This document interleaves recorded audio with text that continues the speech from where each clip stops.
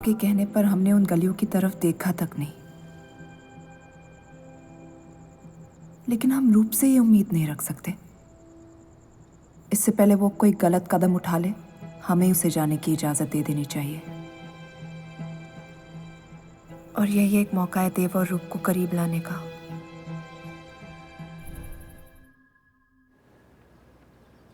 जानती हूं मैं मरने वाली। कितना वक्त है मेरे पास? इतना वक्त है सत्या कि आपको उम्मीद नहीं छोड़ना चाहिए। उम्मीद सिर्फ इंतजार करवाती है, सच्चाई नहीं बदलती। कितना वक्त है मेरे पास? 1 साल, 2 शायद।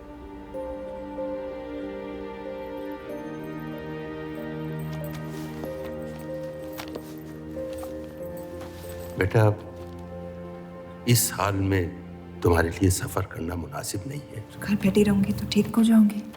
बेटा, कुछ बातें इंसान के हाथ में नहीं होती हैं। मरते हुए को अपने कर्म ठीक करने चाहिए, तबीयत नहीं। वो मेरे हाथ में है। अगर ये काम अपनी हयात में ना कर पाए तो मरने के बाद भी पछताऊंगी। मुझे ये अपने पति के लिए करना होगा। सत्या, मैं आ ही नहीं रही थी।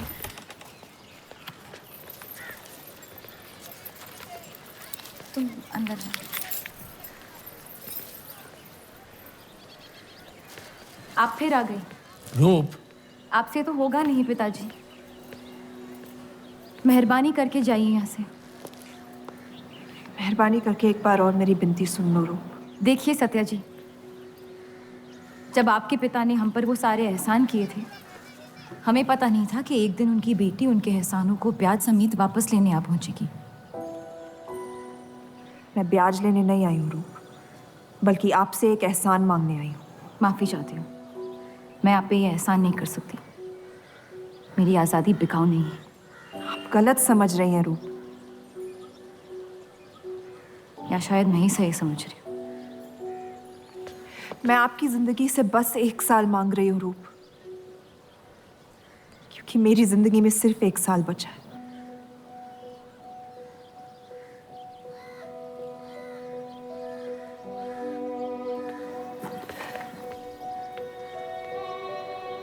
एक बार ठंडे दिमाग से सोच लो बेटा। वो बस यही चाहती है कि 1 साल के लिए तुम उन लोगों के साथ रहो। इसमें क्या नुकसान हो सकता है? एक बार चली गई तो कभी नहीं लौट पाऊंगी पिताजी। सत्या अच्छी औरत है। उन्होंने हमसे वादा किया है कि तुम्हारी बहनों का शादी होने तक ख्याल रखेंगे। इसीलिए पढ़ा लिखा के बड़ा किया था कि एक दिन सही दाम पे बेच पाऊं मुझे। रूप, कौन बाप अपनी बेटी को हुस्नाबाद जाके किसी अनजान घर में बगैर किसी रिश्ते के रहने पे मजबूर करता है? अगर हम जिंदगी भर लोगों के घर जा जाकर शास्त्रीय संगीत सिखाएं ना, तब भी तुम्हारी और तुम्हारी दोनों बहनों की शादी नहीं करवा पाएंगे। और एक बड़ी बहन होने के नाते तुम्हारा ये फर्ज है। हम जबरदस्ती नहीं कर रहे हैं बेटा। सत्या को हम बचपन से जानते हैं। वो हमसे बेहतर तुम्हारा ख्याल रखेंगे। बाकी फैसला तुम्हारे हाथ में।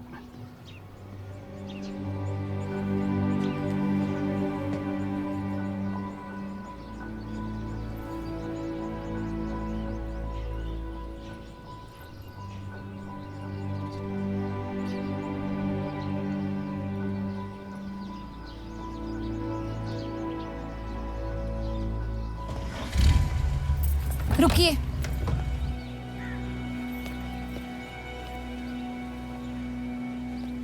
चलूंगी मैं आपके साथ, लेकिन मेरी एक शर्त है। आपके पति को पहले मुझसे शादी करनी पड़ेगी। मैं उस घर में सिर्फ आपके पति की पत्नी बनकर आऊंगी, उपपत्नी नहीं। रूप, मैं बस इतना चाहती हूँ कि जब तक मैं जिंदा हूँ आप मेरे पति को जान लो। समझ लो ताकि आपके गुजरने के बाद आपके पति मुझसे शादी कर ले। कैसी पत्नी है आप? और अगर एक पल के लिए मैं आपके इस पागलपन में शामिल भी हो जाऊं, तो इस बात की जमानत कौन देगा कि आपके गुजरने के बाद आपके पति मुझसे शादी कर लेंगे? किसी भी वजह से अगर उन्होंने मुझे घर से निकाल दिया तो फिर कहाँ जाऊंगी मैं? क्या होगा मेरा? ये सब जानने के बाद कौन अपनाएगा मुझे? सोचा है आपने? मैं वादा वादा? जब आप ही नहीं रहेंगी तो आपका वादा निभाएगा कौन? तू शादी किए बगैर मैं उस घर में नहीं जाऊंगी।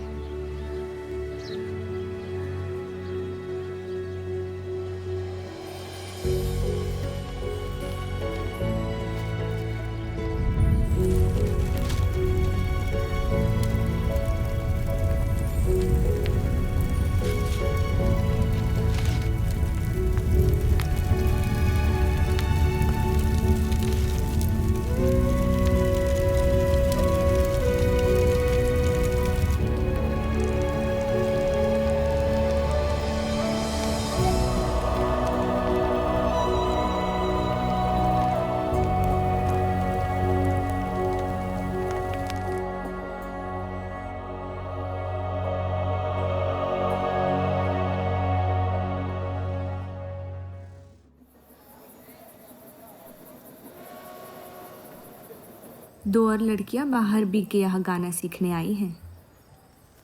उनके सामने अपनी पतलून बंद रखना।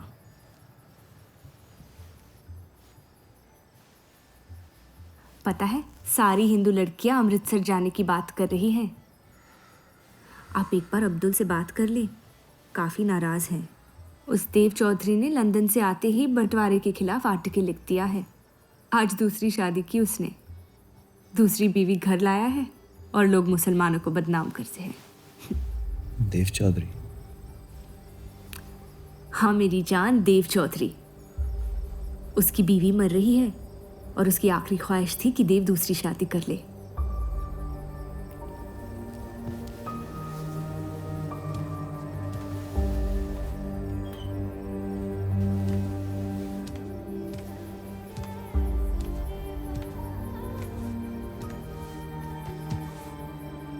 क्या हुआ सफर?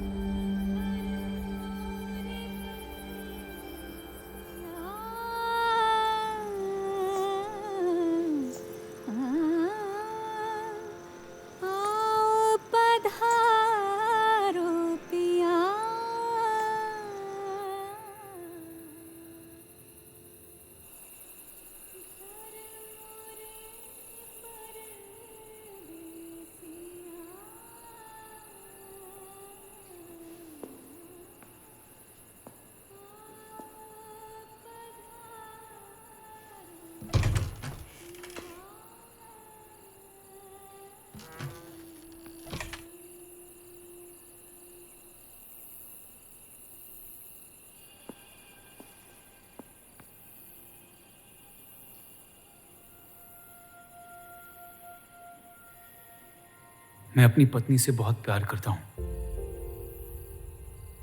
मैं नहीं जानता कि सत्या ने आपको ये शादी के लिए राजी कैसे किया, लेकिन मैंने ये शादी सिर्फ उसकी खुशी की खातिर की है। मुझे गलत मत समझिए, आपको इस घर में पूरी आबरू के साथ रखा जाएगा।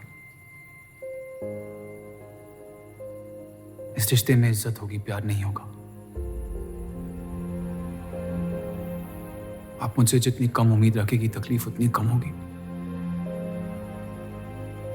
उम्मीद करता हूं कि आपका दिल मुझसे बड़ा हो और वक्त के साथ आप मुझे माफ करती रहे।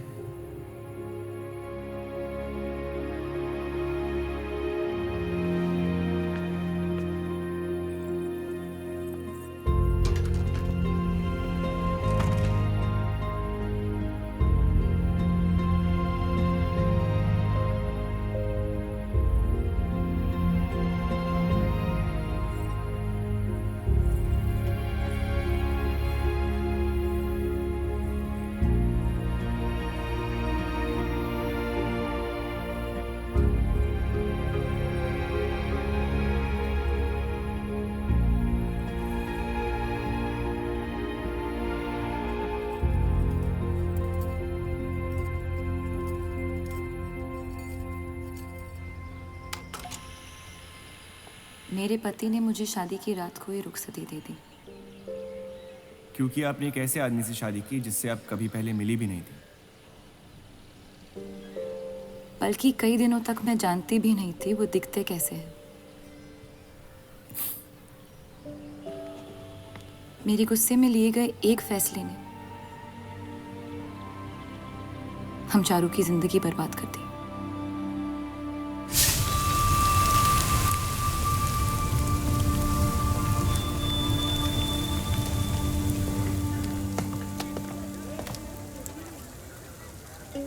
ऐसे जफर मियाँ, अगर आपको अपनी तलवारों से इतना ही इश्क है तो लोहारों की लड़ाई में शामिल क्यों नहीं हो जाते? उसी लड़ाई के लिए तो तलवारें बना रहा हूँ। बस इन्हीं तेज जुमलों से ना हीरा मंडी की औरतों के दिल काट रखे हैं आपने। कल मीटिंग में क्यों नहीं आए? एक और दिल कटने का इंतजार कर रहा था, उसे तोड़ना नहीं चाहता था।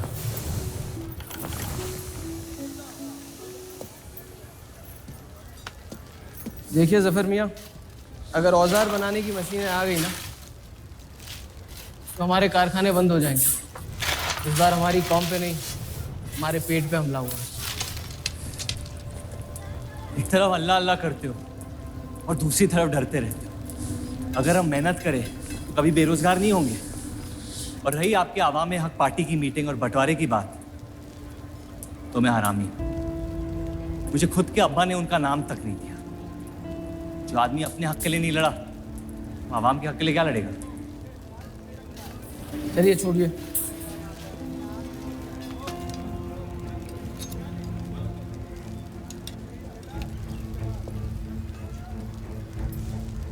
मैंने कितनी बार कहा अब्दुल मियाँ, अगर आप सच में अपना नजरिया दुनिया तक पहुंचाना चाहते तो बलराज चौधरी के न्यूज़पेपर से कोई बेहतर जरिया नहीं है। आपके कहने से हम गए थे दिल्ली टाइम्स के अखबार वालों से मिलने, लेकिन जब से उस बलराज चौधरी का बेटा विलायत से लौटा है, बंटवारे के खिलाफ एक मुल्क एक आवाम के आर्टिकल छापने में मशगूल है। इनकलाब खून बहा के लाया जाता है, बातें करके नहीं। सही कहा आपने जफर मियाँ, बिल्कुल सही फरमाया। चलिए आ जाइए हमारी तरफ।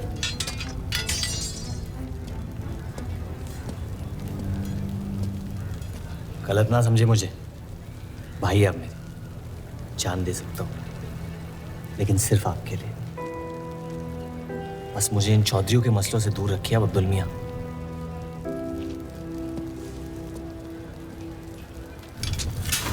देव, आपको थोड़ा ख्याल रखना। ये एक मुल्क एक आवाम का आर्टिकल लोगों को हजम नहीं हो रहा। धर्म के नाम पे अंग्रेज हमारे देश का बंटवारा कर रहे हैं, जिससे फ्यूचर में किसी का फायदा नहीं होगा। लेकिन उनके बिना हम अपना देश भी तो नहीं संभाल पा रहे। उसके बारे में क्यों नहीं लिखते हैं आप? वक्त के साथ हम सब सीख लेंगे, अगर साथ में रहे तो। इस मकसद का मसीहा तुम्हें किसने बनाया? मैं बस एक आवाज हूं जिसमें लोगों तक पहुंचने की ताकत है। या बहकाने की ताकत? या उन्हें सही राह दिखा रहा हूं, जिस सही राह में यकीन आप भी करते हैं, बस सियासत से डरते हैं। ये मत भूलिए कि हम यहाँ माइनॉरिटी हैं और मुस्लिम लीग दिन ब दिन ताकतवर होती जा रही है। आप अपने दिमाग से सोचें, दिल से नहीं। अगर मैं ऐसा कर पाता तो फिर बात ही क्या थी। कभी कभी दिमाग का दिल से हार जाना जरूरी होता है।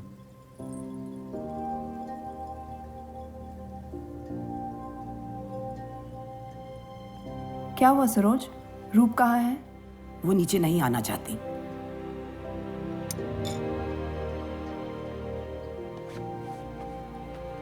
चलता हूं। कोई बात नहीं, उन्हें उनका नाश्ता कमरे में ही दे दे। जी। देव को हमेशा लगेगा कि मैंने उसके साथ ज्यादती की, लेकिन आपने जो किया है सही है। जिंदगी पर भरोसा रखिए। उसने जो उलझाया है वही खुद सुलझाएगी।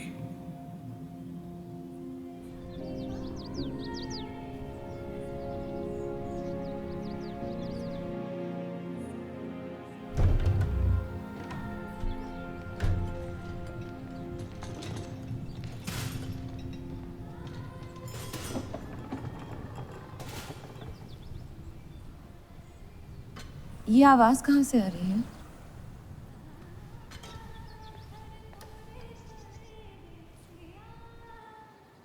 बहार बेगम की हवेली से। किसी जमाने में हुस्नाबाद की सबसे मशहूर मुजरे वाली हुआ करती थी, लेकिन फिर उन्होंने नाचना छोड़ दिया। अब गाना सिखाती हैं। कहाँ है बहार बेगम की हवेली? हीरा मंडी में, इस शहर का सबसे बदनाम मोहल्ला। उस जगह का सिर्फ नाम लेने से ही लोगों के नाम खराब हो जाते हैं। अरे हम कह रहे हैं आपसे मुंशी साहब, हमारे जफर भाई से अच्छा लोहार पूरे हीरा मंडी में नहीं है। अभी पिछले साल ब्रिटिश आर्मी की तलवारें भी इन्होंने ही तो बनाई थी। ये वही हराम का पिल्ला है ना जफर? वो कहाँ से आए हैं उससे क्या फर्क पड़ता है?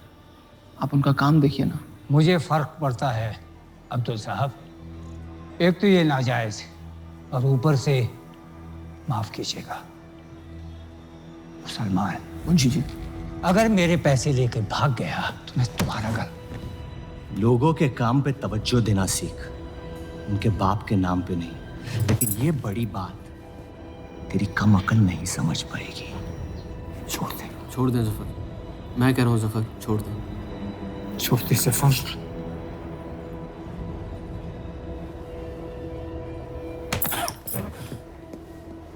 जफर! जफर! वो लिहाज तो है नहीं इन लोगों में। अरे एहसान मान हम लोगों का, जो तुझ जैसे हरामियों को अपने मोहल्लों में रहने देते हैं। एक तो ये हमारी वजह से हीरा मंडी में पड़ रहे हैं, और ये क्या कर रहे हैं? कचरा बढ़ा रहे हैं, कचरा।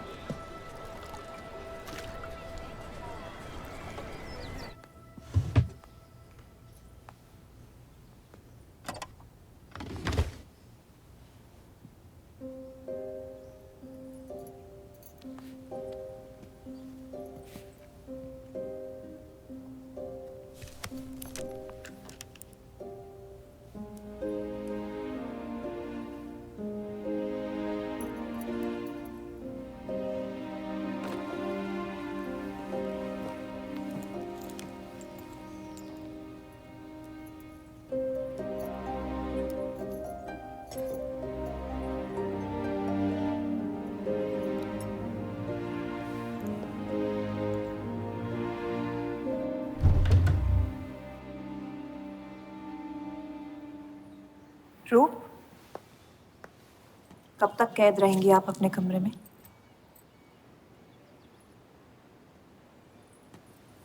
अब आप शादीशुदा है, आपकी भी कुछ जिम्मेदारियां हैं इस घर में। किसकी तरफ? आपके पति की तरफ, जो सिर्फ आपसे प्यार करते हैं। हम दोनों ने एक दूसरे को देखा तक नहीं है। मेरी एक ही जिम्मेदारी थी, अपनी बहनों की तरफ। वो मैंने ये शादी करके निभा लिया। देव के अखबार में काम करना शुरू कर दो, उनके साथ थोड़ा वक्त बिताओ, देखना सब कैसे बदलने लगेगा। मैंने घर पर बात करनी है। सबका कितना ख्याल रखती हैं आप। मैं आपकी दुश्मन नहीं हूँ रूप, बस अपने बाद आपकी जिंदगी को बेहतर बनाने की कोशिश कर रही हूँ। पता है, मेरे माँ बाप को लगता था कि लड़कियों को पढ़ाना लिखाना फजूल है, वरना अगर मैं पढ़ी लिखी होती तो इतने बड़े अखबार में काम करने का मौका कभी नहीं गंवाती। मैं फिर रियाज शुरू करना चाहती हूँ। बिल्कुल, करना भी चाहिए। अगर आप चाहो तो मैं अभी एक अच्छे गुरुजी का इंतज़ाम करवा सकती हूँ। नहीं, मैं हीरा मंडी जाके बहार बेगम से सीखना चाहती हूँ।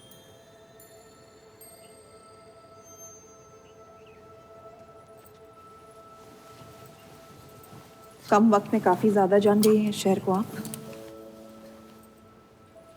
पर इस घर के उसूल को नहीं जानती। आप संगीत सीख सकती है, मगर हीरा मंडी कभी नहीं जा सकती। अगर मुझे हीरा मंडी जाने नहीं दिया तो फिर मैं अखबार के लिए भी काम नहीं करूंगी। मत करो, कैद कर लो अपने आप को अपने गुस्से में, लेकिन याद रखना अपनी किस्मत आपने खुद लिखी है। अपनी मर्जी से। अब यही आपकी जिंदगी है रूप, और जितनी जल्दी आप इस बात को समझ जाएंगी, बाकी जिंदगी उतनी जल्दी आसान हो जाएगी। आपका मेरी जिंदगी पे कोई हक नहीं है। आपका है।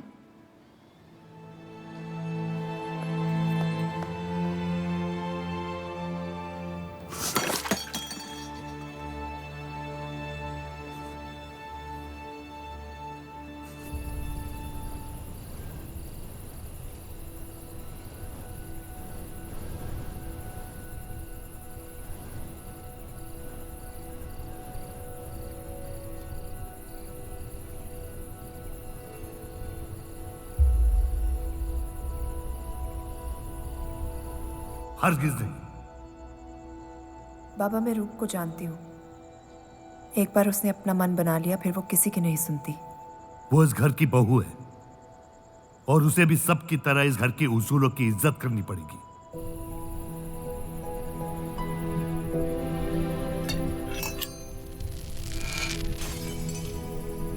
आपके कहने पर हमने उन गलियों की तरफ देखा तक नहीं, लेकिन हम रूप से ये उम्मीद नहीं रख सकते। इससे पहले वो कोई गलत कदम उठा ले, हमें उसे जाने की इजाजत दे देनी चाहिए। और यही एक मौका है देव और रूप को करीब लाने का।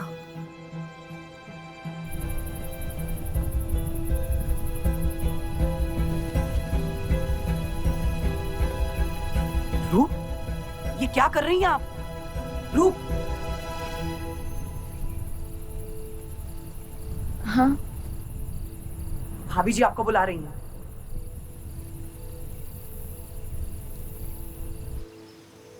मेरी जिद और उनके उसूल के बीच मेरी जिद जीत गई।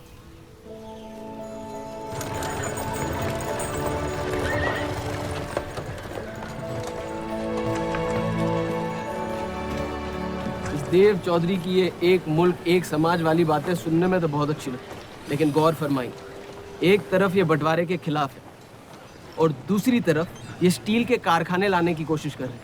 मतलब दोनों ही तरफ से हम भूखे मर। हमें और एडवर्टाइजमेंट की ज़रूरत है। अगर यही हाल रहा तो हफ्ते में सिर्फ 3 दिन पेपर छाप पाएंगे। सर, पिछले हफ्ते जिस विस्की कंपनी के इश्तेहार डाले थे, वो इस हफ्ते भी इश्तेहार डालने को तैयार है। उसी शराब के इश्तिहार की वजह से पूरा हफ्ता मुस्लिम सेक्टर ने अखबार नहीं खरीदा। बहुत अच्छे पैसे दे रहे हैं विस्की वाले। अहमद की बात सही है, किसी और को ढूंढना पड़ेगा। कॉस्मेटिक्स और साड़ी।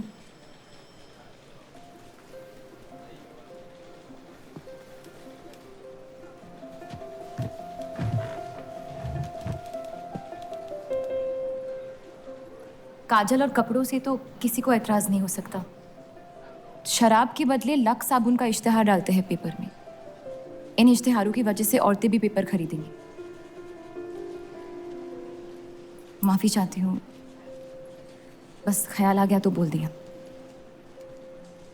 मैं देव चौधरी से मिलना चाहती हूँ। और आप कौन? रूप, उनकी पत्नी।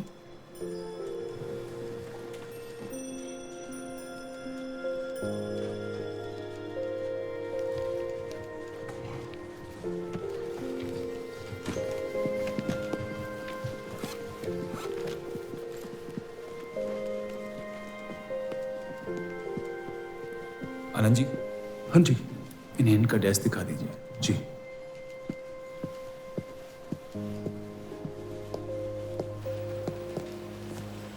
माई सेल्फ अनंत पाल। नमस्ते। वैसे ये कौन है?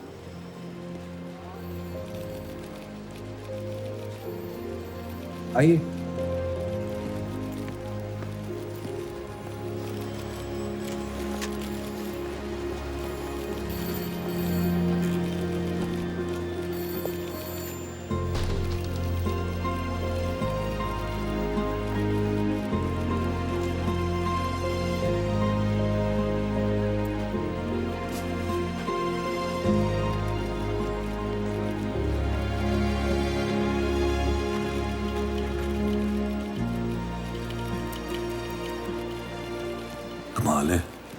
पति पत्नी एक दूसरे को जानते तक नहीं।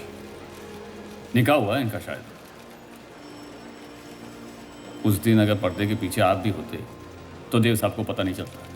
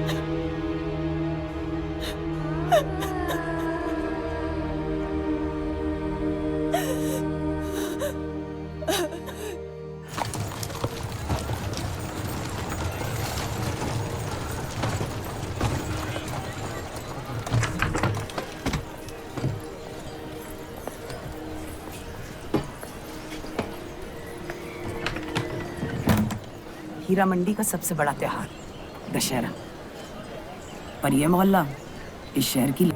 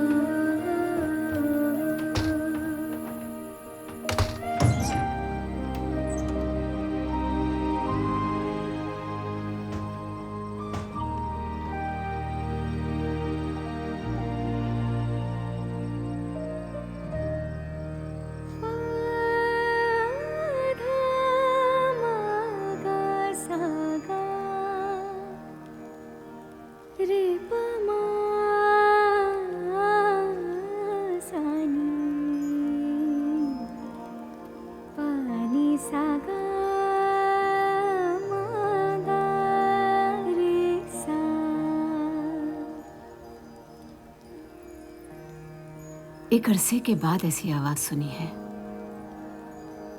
जिसमें दर्द भी है और सुकून भी। अपना फैसला बदलने के लिए शुक्रिया। अभी तो सिर्फ तारीफ की है, शुक्र बेइज्जती का करते हैं, क्योंकि असली काबिलियत उसी से मिलती है।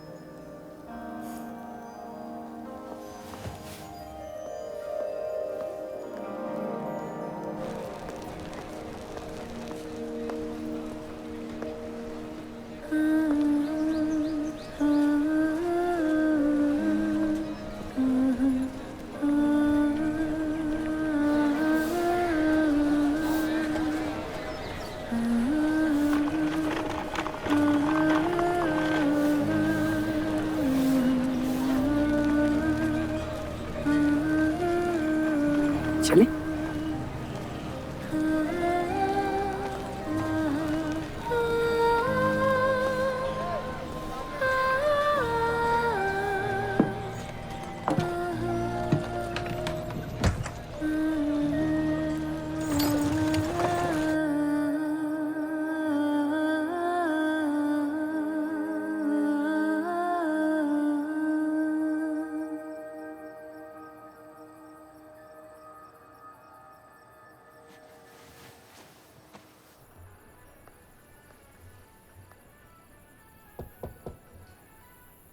बोलिए।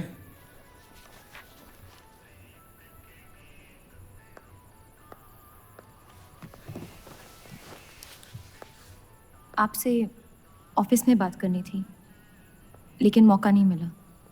किस बारे में? मैं आपकी कंपनी में सिर्फ हाजिरी नहीं देना चाहती, काम भी करना चाहती हूँ। मैं एक आर्टिकल लिखना चाहती हूँ। किस मुद्दे पे? हीरा मंडी पे। उस इलाके के लोगों को देख के लगता है कि हर घर में कई कहानियां छुपी हुई है।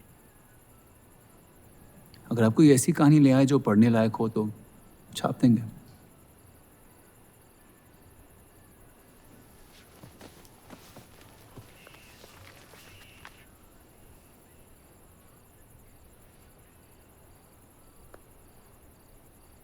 मैं जानती हूँ हम दोनों इस रिश्ते में गिरफ्तार हैं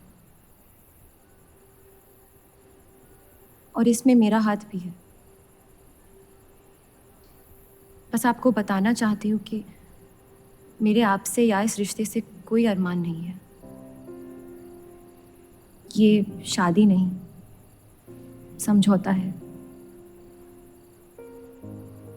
और आप जब चाहे इससे रिहा हो सकते हैं। मैंने कभी इस शादी को तोड़ने का जिक्र नहीं किया है, लेकिन आपके ख्यालात जान के खुशी हुई। शुक्रिया।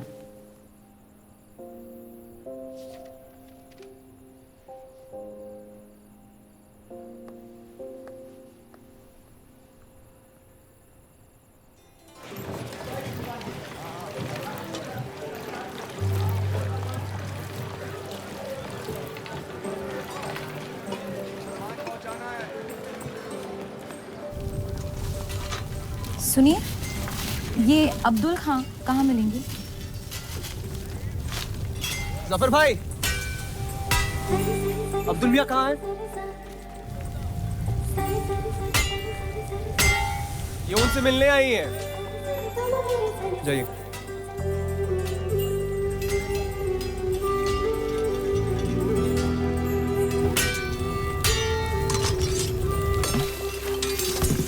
एक मुलाकात में लौटने में मजबूर कर दिया। आइए, आज मन भर देता हूं आपका, लेकिन आपसे मेरा मन नहीं भरेगा। वक्त जाया हो जाएगा मेरा। मैं शादीशुदा हूँ। तो मुझे कौन सा निकाह पढ़ना था आपसे? मैं अब्दुल खां से मिलना चाहती हूँ। क्यों? आपको क्यों बताऊं? तो फिर मैं आपको क्यों बताऊं कि अब्दुल कहाँ है? मैं हीरा मंडी और उसकी लोगों की कहानियों पर एक आर्टिकल लिखना चाहती हूँ। तो इसलिए आप तवाइफ के कोठे पे आई थी? ये कोई तरीका है बात करने का? तवाइफ को ताजमहल कह दूंगा तो उसकी किस्मत नहीं बदल जाएगी। सारी औरतों को एक ही नजर से देखते हो? नजर तो एक ही रहेगी, लेकिन आप चाहे तो नजरिया बदल सकती है मेरा। मेरे ऐसे कोई शौक नहीं है। होंगे भी कैसे? अपनी शादी के हालात में गिरफ्तार जो है आप। लेकिन अगर आप चाहें तो आपके अधूरे अरमा पूरे कर सकता हूँ। बहुत ज्यादा बदतमीज है आप। शुक्रिया। अब्दुल,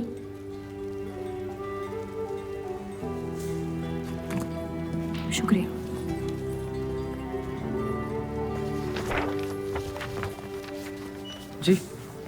जी, मैं डेली टाइम्स से हूँ। हीरा मंडी के लोग और माहौल के बारे में मैं एक आर्टिकल। Daily times. यहाँ का माहौल गर्म है, लोहार बेरोजगार है, और ये हक की लड़ाई अब बंटवारा करवा के रहेगी। लिखना चाहेगा आपका अखबार इस मुद्दे पे? नहीं ना, खुदा हाफिज।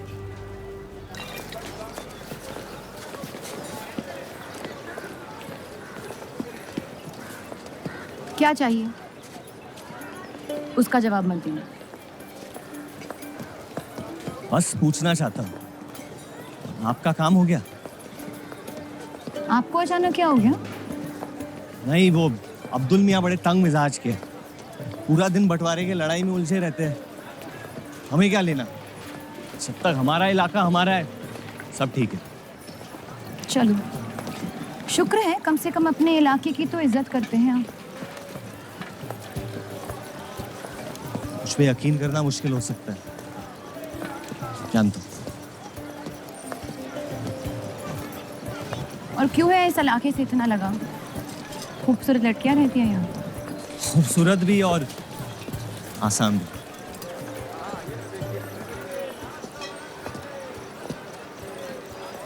तकदीर ने मुझे आप फेंका। जिंदगी कुचलने ही वाली थी, लेकिन इस सड़क ने मुझे बचा लिया, चलना सिखा दिया। मेरी फतेह हो गई और नाम पड़ गया जफर। अब यही मेरा घर है। ये गलियां नहीं होती तो मेरी कोई पहचान नहीं होती।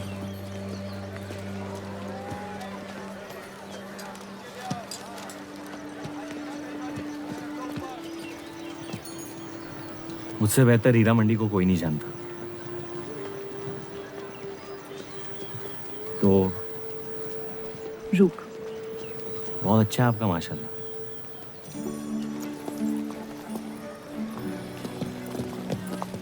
तो यहाँ कोई कहानी ढूंढने आई अपनी छुपाने? ढूंढने?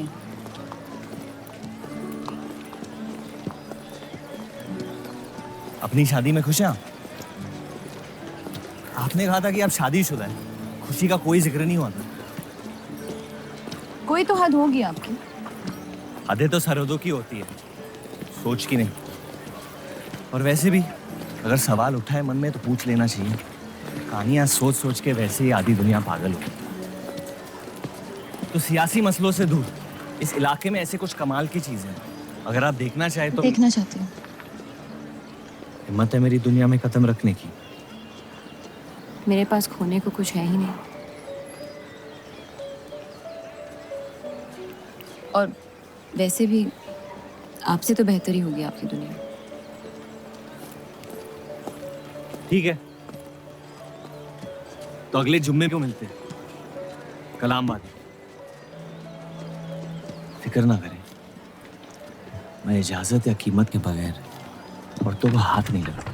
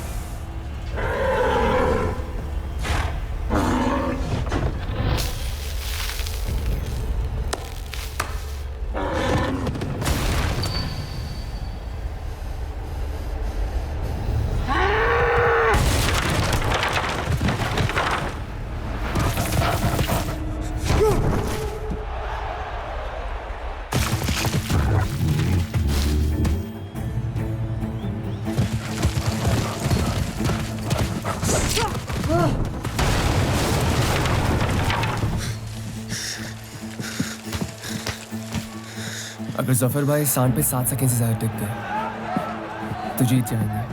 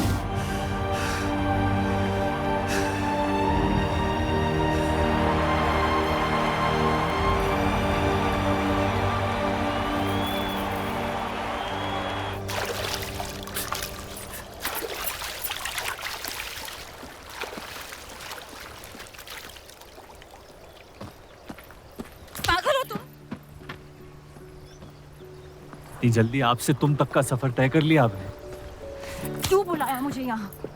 आप कहानी ढूंढ रही थी, मैंने आपको एक किस्सा दिखा दिया। डर गई?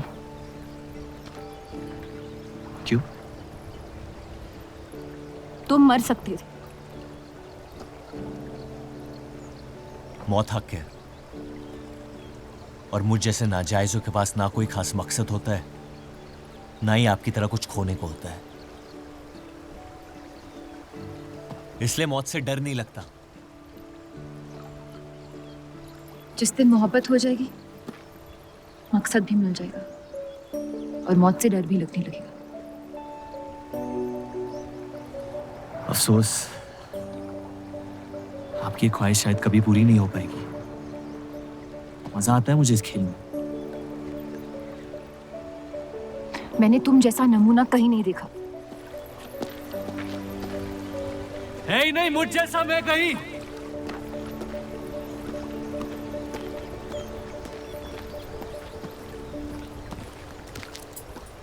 ये वही जर्नलिस्ट लड़की है ना? इसे तो छोड़ दे। एक दिन छोड़ दूंगा। अच्छी लड़की है बेचारी। जरूरत से ज्यादा, इसलिए शायद बुरे ख्यालात भी नहीं आते इसके बारे में। सुना है शादीशुदा है। आप जानते हैं ना आप क्या करें?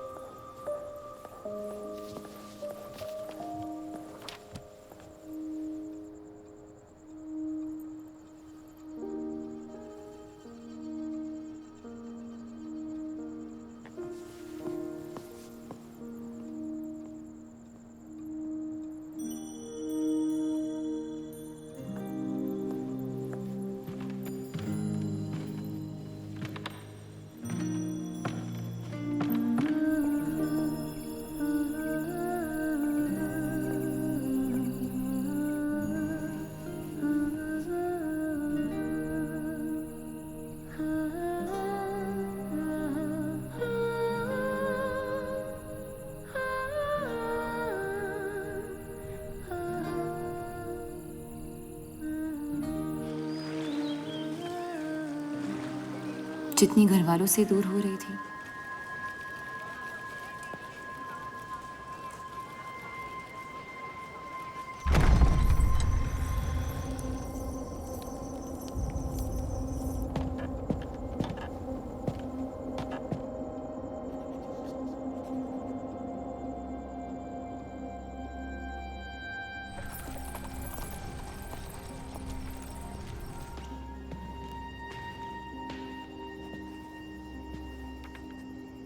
हीरा मंडी के लोहार आ जाए थे मुझे मिलने। आपको उनकी बात सुन लेनी चाहिए, वरना वो हमारे मुस्लिम स्टाफ को स्ट्राइक पे जाने पर मजबूर कर सकते। बाबा, साफ साफ बताइए किस बारे में बात करना चाहते हैं आप?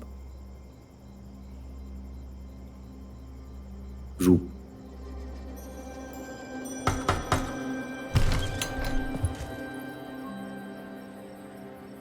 तो वाइफे आजकल घर तक आती है मुजरा करने। माफी चाहते हैं, हम गलत पते पे आई है। रूप को बख्श दे जफर। कब तक असलियत से मुंह फेरते रहोगे? जब तक असलियत जिंदा रहे। आप ही से सीखा है। आपको अचानक रूप की इतनी फिक्र क्यों हो रही है? इस सब में रूप की कोई गलती नहीं है। इस सब में मेरी भी कोई गलती नहीं थी। अगर सीखना है तो मर्द बनकर अपनी मुश्किलों से लड़ना सीखो। अपनी जिंदगी के लिए किसी को जिम्मेदार मत ठहराओ। वही तो मुश्किल है बाबा। आप जैसे मर्द से कुछ नहीं सीखना चाहता मैं। आप अब्दुल को इस्तेमाल करके अवाम को उनकी प्रेस के खिलाफ भड़का रहे हैं, मोर्चे करवा रहे हैं, और हम आपसे कुछ नहीं कह रहे हैं। लेकिन रूप, दूसरों की गुनाह की सजा दूसरों की नहीं, उसे आपकी गुनाहों की सजा दी जा रही है। अम्मी, आपने एक शादीशुदा मर्द के साथ इश्क किया, बच्चा पैदा करके सड़क पे फेंक दिया। ऐसा न कहें। 17 साल के थे हम, मोहब्बत हो गई थी उनसे, और आज तक उससे हम रिहा नहीं हो पाए। गलती हो गई जिसे आज तक मैं सुधार नहीं पाया। होशो हवास में की गई गलतियां गलती नहीं होती, बेईमानी होती है। और आज तक आपने अपने इस गुनाह को कबूल करने तक की हिम्मत नहीं की। हमारी मोहब्बत ने हमें खुद कर्ज बना दिया था। हमने बच्चा इसलिए रखा ताकि बलराज के और करीब हो पाए, लेकिन वो हमसे और दूर चले गए। हमने सोचा बच्चे की शर्म से भाग रहे हैं, आपको छोड़ देंगे तो वापस लौट आएंगे। फिर हम समझ गए कि वो आपसे नहीं हमसे भाग रहे थे। हम आपको लेने वापस आए थे, लेकिन आप नहीं। फेंकी हुई चीजें अक्सर सड़ जाती है अम्मी। हमारा रिश्ता भी अब हमेशा के लिए सड़ चुका है। अब आपकी मैयत के अलावा मेरे पास और कोई वजह नहीं है आपके पास लौटने की। देव,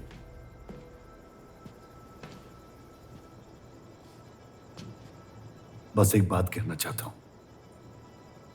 मेरी भी शादी जबरदस्ती हुई, इसीलिए मैंने इस घर के बाहर प्यार ढूंढने की कोशिश की। कहीं रूप के साथ ऐसा ना हो जाए। कोशिश करो अपने इस रिश्ते को निभाने की। सब आपकी अक्ल के नहीं होते पापा। कम से कम मैं रूप की इज्जत करता हूं।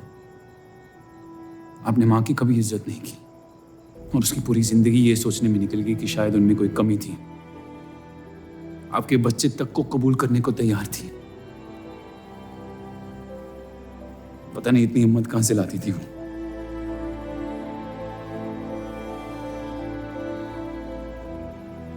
अगर आप मान जाते तो हमारा घर बिखरने से बच सकता था, लेकिन आपका घमंड आपकी गलतियों से भी बड़ा था।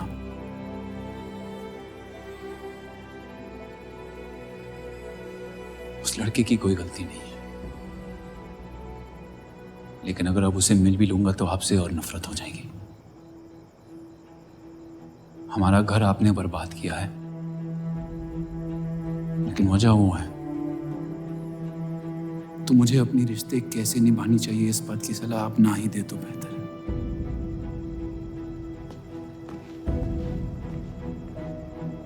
बलराज चौधरी ने अपने जायज बेटे को मेरे हिस्से की दौलत, शोहरत और इज्जत दे दी, तो बदले में मैं उसके बहू को छीन लूंगा, और मेरे पास कुछ खोने को तो है नहीं। हरामियों का कोई वजूद नहीं होता, उनका कोई ईमान नहीं होता, किसी को उनकी जरूरत नहीं होती है। यही सुन सुन के बड़ा हुआ हूं मैं।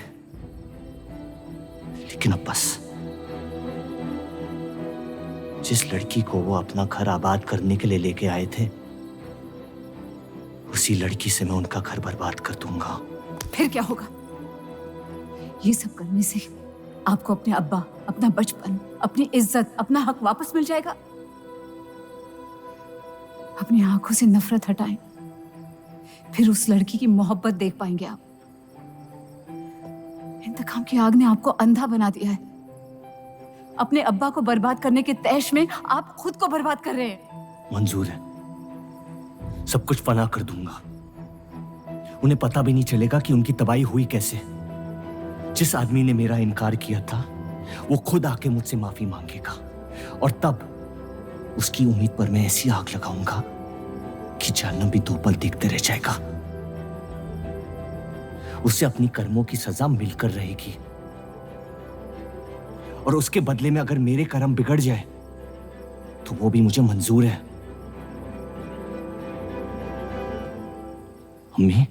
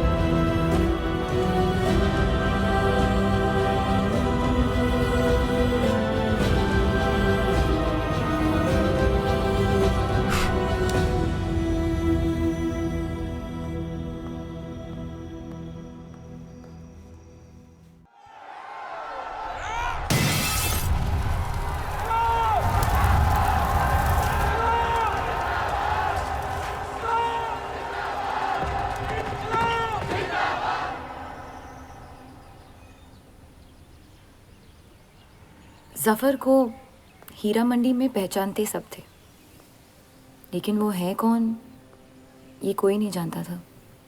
वापस जाने का मन नहीं करता? वापस जाने की वजह ही नहीं है। पीढ़ियों से हम ये काम कर रहे हैं, हमारे बच्चे इसी की खा रहे हैं। अब अगर ये अंग्रेज औजार बनाने की मशीन ले आए तो लोहार बेरोजगार हो जाएगा।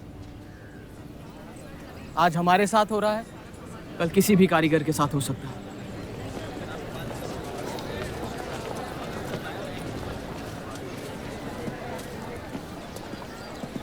आपके कहने पे हमने चौधरी की फैक्ट्री से भी कारीगर बुलाया था।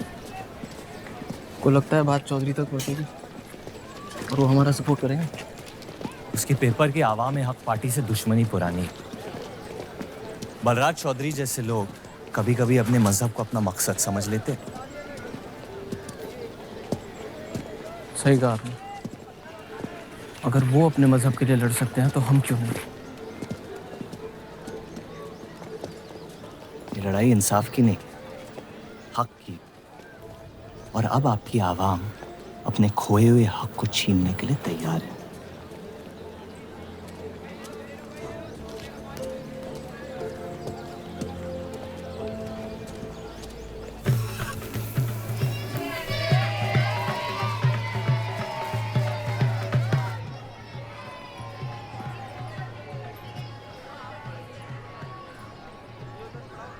सत्या चौधरी मरने वाली है। गुजरने वाली, कैंसर की बीमारी से।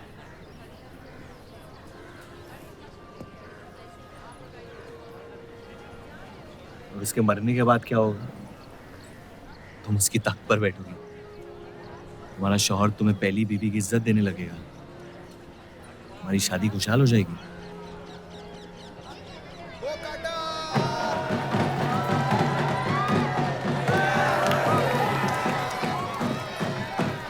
ये त्योहार बहुत पसंद हुआ करता था मुझे। फिर क्या हुआ?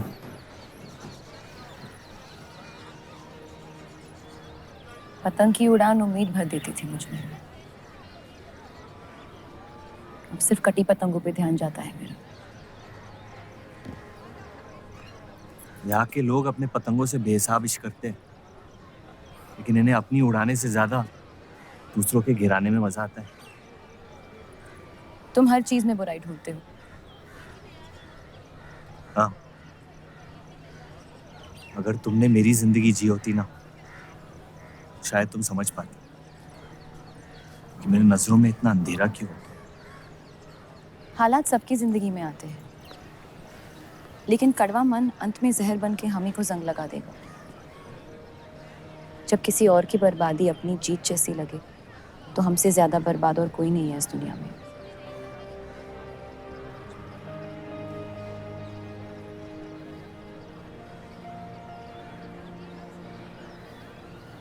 तुम्हें कभी प्यार हुआ है?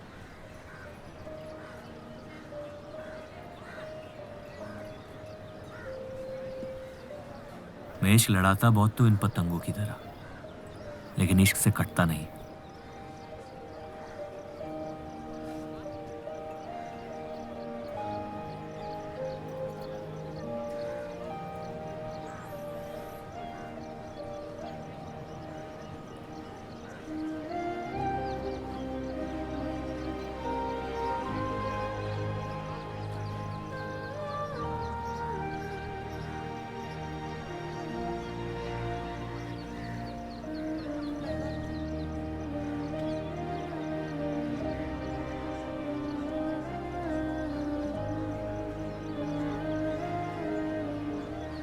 निकलना चाहिए, वरना ये शाम हमसे आगे निकल जाएगी।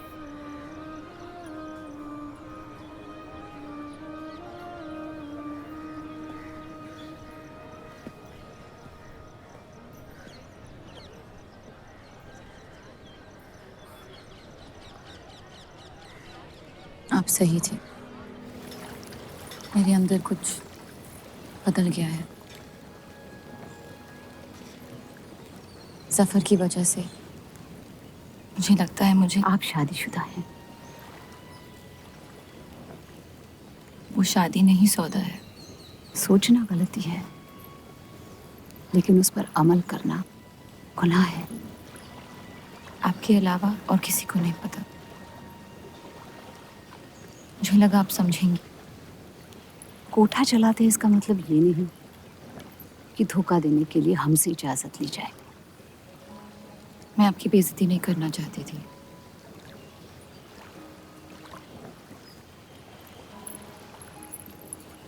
आपके शौहर अच्छे इंसान हैं।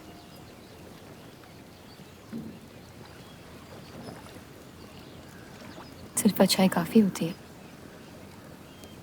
पूरी जिंदगी बिताने के लिए।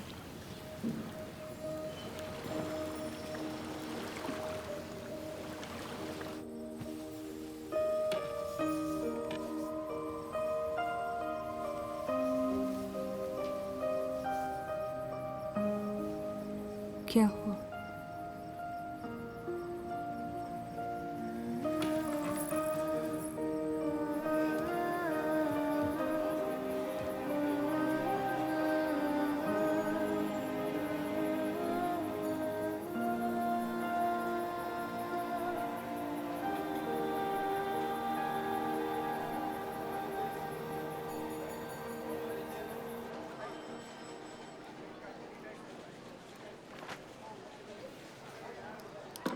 मुझे कुछ वक्त चाहिए सोचने के लिए। सोचना क्या है? अगर स्टील इंडस्ट्री आ गई तो सब लोहार बेरोजगार हो जाएंगे। क्या ये खबर छापने लायक नहीं? लेकिन इंडस्ट्रीज आने से देश का बहुत फायदा हो सकता है और आप सब उन फैक्ट्रियों में काम कर सकते हैं। हम गुलामी नहीं करते। सवाल देश की तरक्की का है, किसी की गुलामी का नहीं। पहले अंग्रेजों की गुलामी की, अब हिंदुओं की। यही करता रह जाएगा मुसलमान यहाँ। बात को पलटने की कोशिश मत करिए। अगर हम हर जाति बहस में धर्म को घसीट लेंगे तो ये देश हमेशा चलता रहेगा। मुस्लिम लीग इलेक्शन जीत चुका है। अब आप मुल्क की नहीं, बस अपनी फिक्र कीजिए। सबकी फिक्र करने की आदत है मुझे, और यही फर्क है आप में और मुझ में। मैं लोगों के हालात का इस्तेमाल करके उन्हें बहकाता नहीं। सही कहा आपने। बात मजहब की ही है। एक बार हमने अपना मुल्क बना लिया ना, तो फिर हमारी चीखें तो जाया जाएंगी नहीं। लेकिन तब आपकी चीखें कौन सुनेगा देव साहब?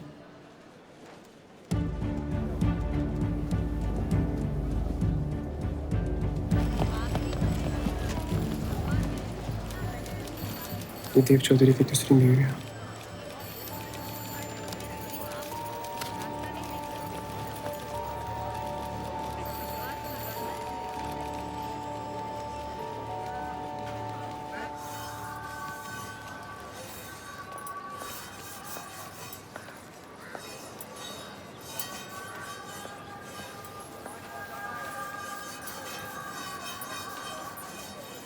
मुंशी जी तुम्हें कॉन्ट्रैक्ट देना चाहते हैं।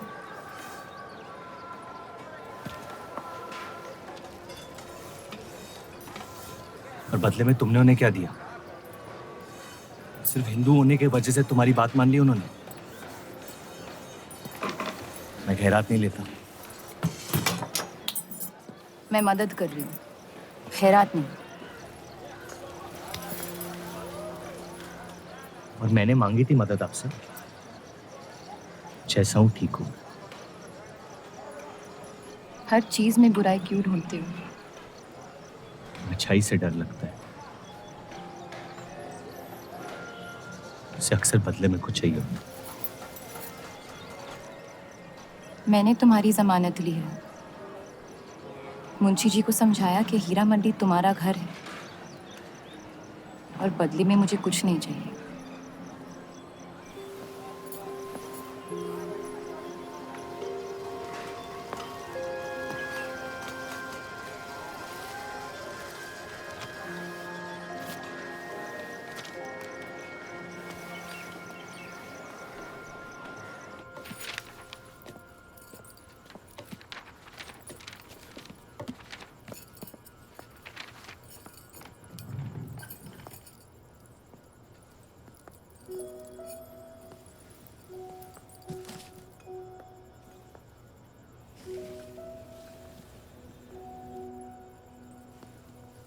पढ़ना पसंद है?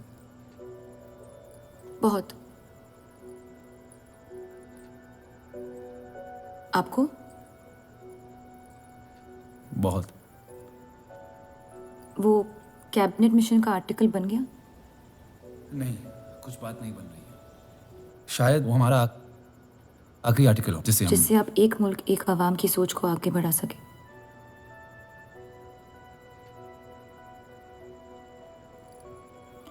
आज़ादी की कीमत बंटवारा है। जितनी जल्द हम इस बात को मान ले उतना फायदा होगा।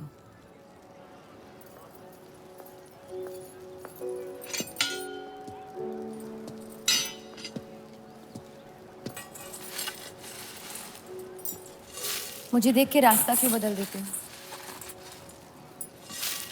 तुम्हें शहर दिखाने में इतना मशगूल हो गया था कि अपनी जिंदगी के रास्ते भूल गया। मैं हुस्नाबाद छोड़ के जा रही हूँ।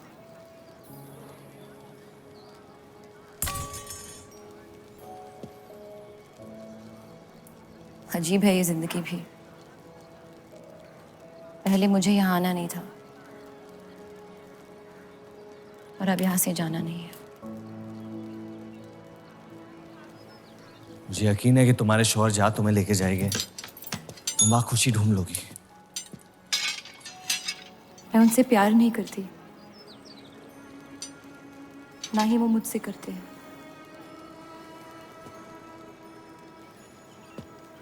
कब तक जीती रहूंगी ये झूठ में? कुछ रिश्ते कर्जों की तरह होते हैं, उन्हें निभाना नहीं, चुकाना पड़ता है। तुम जो भी करने की कोशिश कर रहे हो उससे किसी का फायदा नहीं हो रहा। कभी कभी नुकसान रोक लेना फायदे से बेहतर होता है। जज्बात को रिवाजों की गुलामी नहीं करनी चाहिए। इस दुनिया के सारे गुनाहों में से सबसे बड़ा गुनाह कौन सा है पता है? अपने मन को मारना। मेरे मन में तुम्हारे लिए कुछ नहीं है रूप। मुझे तुम पे यकीन क्यों नहीं होता? क्योंकि तुम यकीन नहीं इश्क करना चाहती हो। बर्बाद हो जाओगी। दर्द के अलावा कुछ नहीं दे सकता मैं तुम्हें। मंजूर है। तुम जानती नहीं मुझे, मेरी जिंदगी को, या उस वजह को जिस वजह से मैं तुम्हारे करीब होना चाहता था। और वो वजह मोहब्बत नहीं है।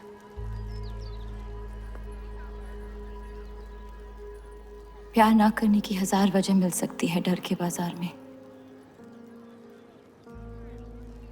लेकिन प्यार करने की सिर्फ एक ढूंढनी होती है अपने दिल में। मुझे अपनी वजह मिल गई है, बाकी तुम्हारी मर्जी।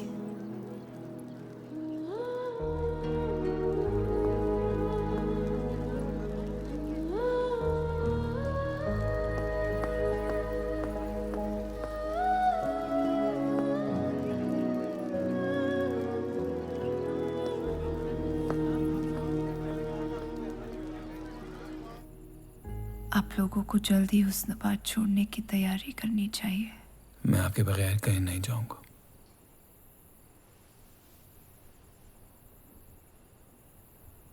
मैं तो जा रही हूँ आपके बगैर। डॉक्टर ने कहा अब भी आप ठीक हो सकती हैं। अपने आशिक की आंखों में देखते हुए मरना बहुत कम लोगों को नसीब होता है।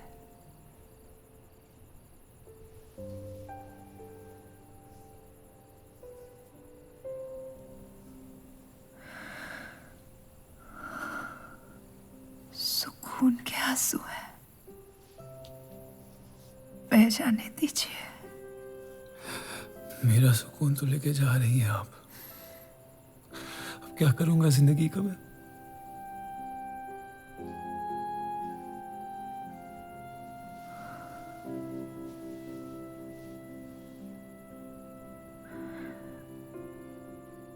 पिछले कुछ दिनों से रूप से एक अजीब सी जलन हो रही है।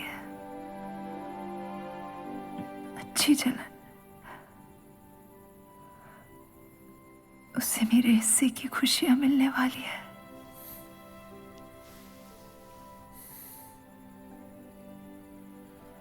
आपकी जगह कोई नहीं ले सकता। मैं उसे अपनी जगह देना चाहती हूँ।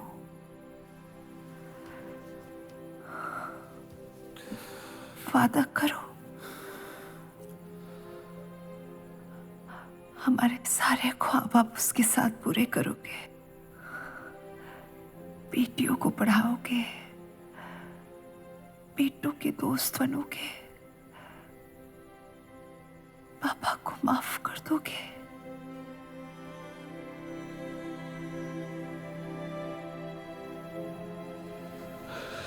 मुझे मत छोड़ो सत्या,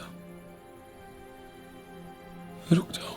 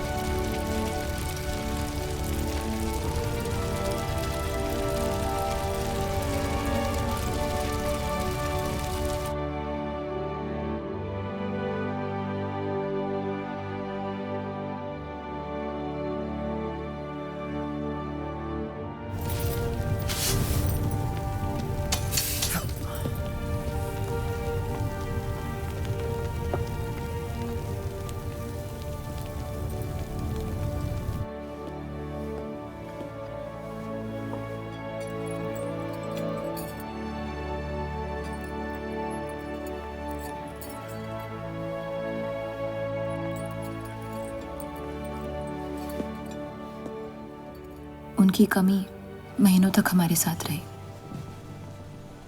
तो उनके गुजरते ही आप लोगों ने हुस्न-ए-बा छोड़ दिया? काश छोड़ दिया होता। सर, अब्दुल की पार्टी अब बहुत ताकतवर हो गई है।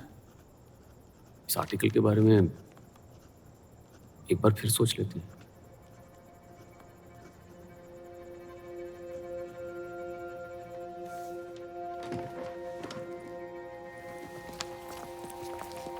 ईद मुबारक। आपको भी। क्या वो जानते हैं वो क्या करने जा रहे हैं? वैसे ही हवा में हक के लोग हमारे खून के प्यासे हैं।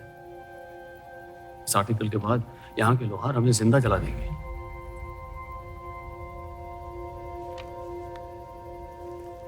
खुदा हाफिज़।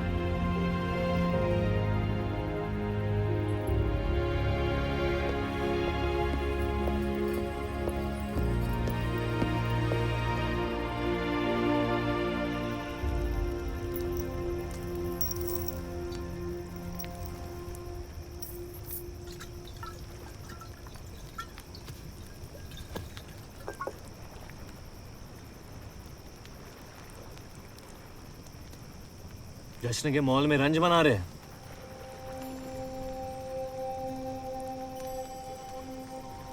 किसने कहा मैं रंज मना रहा हूं? जश्न में लोग मिलकर शराब पीते हैं। तनाश शराब रंज में पी जाती है।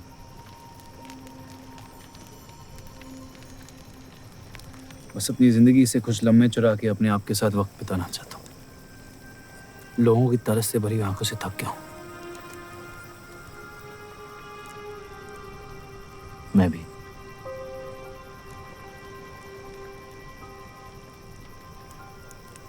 तो आपके रंज का राज क्या है? आपके हाथ में ना शराब है, ना आप जश्न में शामिल होना चाहते हैं।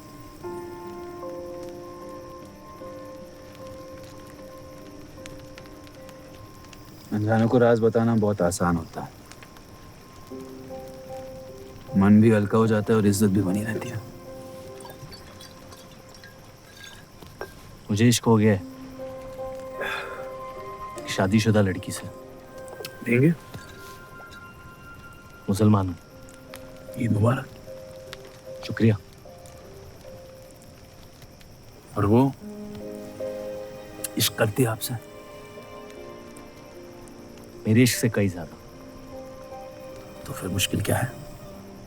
काश आप उसके शोहर होते, ये किस्सा यही निपट जाता।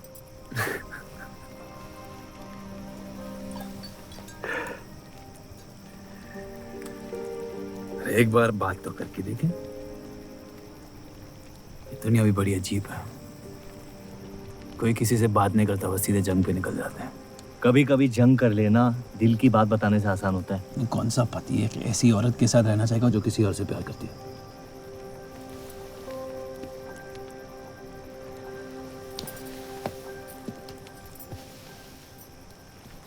लेकिन इसमें एक और राज है। वाह वाह, मैं कहानी सुनने आया था, आपने कटहरा खड़ा कर दिया। मसला ये है कि मैंने उसे सिर्फ आधे सच बताए। तो पूरे बता दो। इतना आसान नहीं है। अक्सर इतना ही आसान होता है।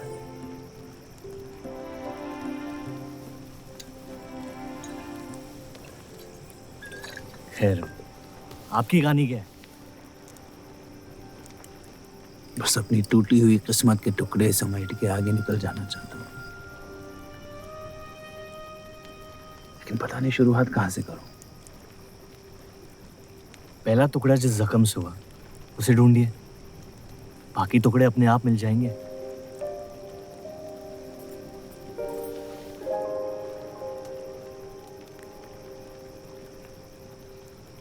तो कितनी औरतों के साथ सोया? ये कैसा बेहुदा सवाल है? मतलब एक। 18 साल की उम्र में शादी हो गई। आप कितनी लड़कियों के साथ सोए हैं?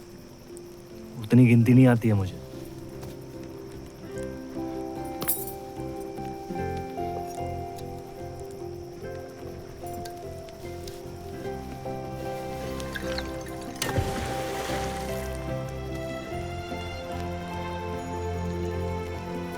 कभी जिंदगी में चीखे आप? आइए, आज गला फाड़ के जिंदगी को बोल देते हैं। उसके धोखों से हारेंगे नहीं हम।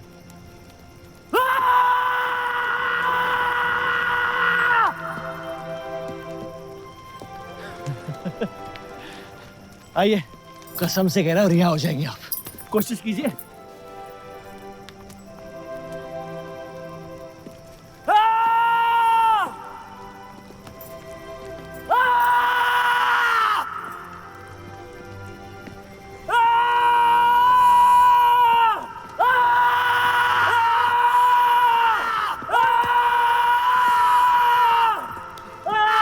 बस बस बस।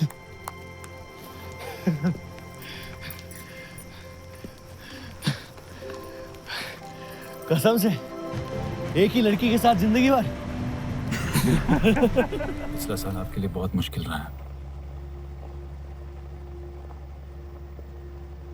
अगर मेरे बर्ताव से आपको कोई तकलीफ पहुंची हो तो माफी चाहता हूं।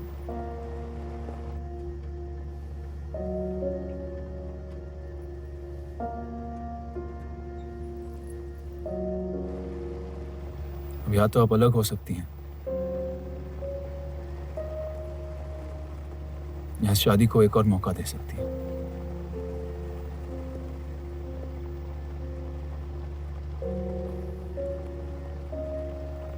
आप जो फैसला लेंगी मुझे मंजूर है।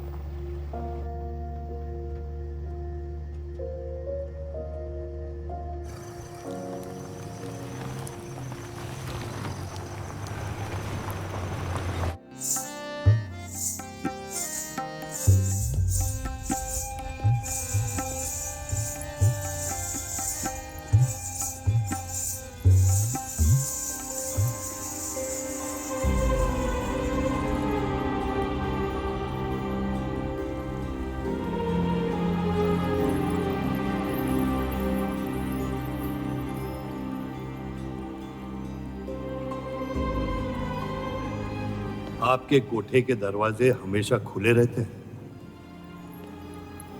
हमें कुछ भी छुपाने की जरूरत नहीं है। हम ये शहर छोड़ के जा रहे हैं।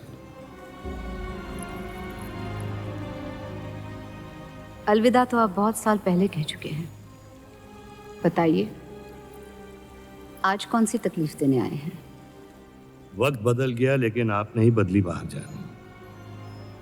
अब अपने बेटे को इस्तेमाल करके आप हमारे खानदान को तबाह करना चाहती हैं। समझाइए उसे, रूप हमारी बहू है। खुदा के मजाक का भी जवाब नहीं। जिस आदमी ने इतनी जिंदगियों का तमाशा बनाया, आज वो अपनी इज्जत बचाने के लिए गुजारिश करने आए हैं। वक्त ने आपको भी नहीं बदला बलराज साहब। हमने आपको साफ साफ समझाया था कि हमारा रिश्ता गलत था, लेकिन आप सच्चाई बर्दाश्त नहीं कर पाई और जिंदगी भर हमसे धोखा करने का तमाशा करती रही। तो क्या यही कहकर तसल्ली देते रहे आप अपने आप को? रिश्ता गलत था तो क्यों बार बार लौट के आते थे हमारे दरवाजे पे? मोहब्बत आपको भी हुई थी बलराज साहब, लेकिन समाज के डर से एक दिन अचानक कूड़े की तरफ फेंक दिया हमें। घिन आती है आपकी खुदगर्जी पर। मेहरबानी करके यहां से निकल जाइए।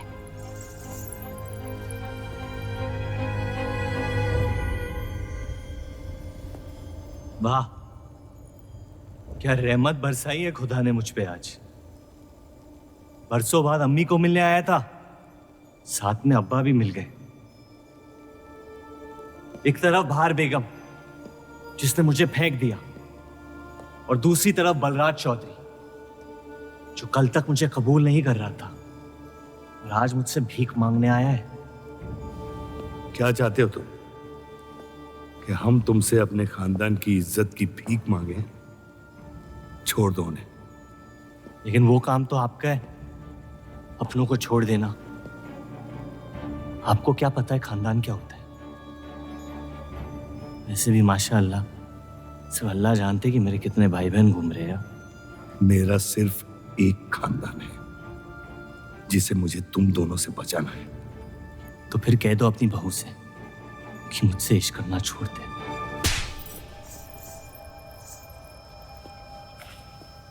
मैंने कहा था ना गिरा दो इसे। इसकी पैदाइश ने हमारे रिश्ते का कत्ल कर दिया। क्या आपकी असलियत को जाहिर कर दिया?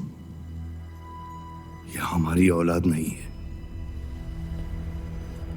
हमारी एक गलती का नतीजा है जिसे हम जिंदगी भर रिहा नहीं कर पाएंगे। जफर, छोड़ दो इन्हें। जफर,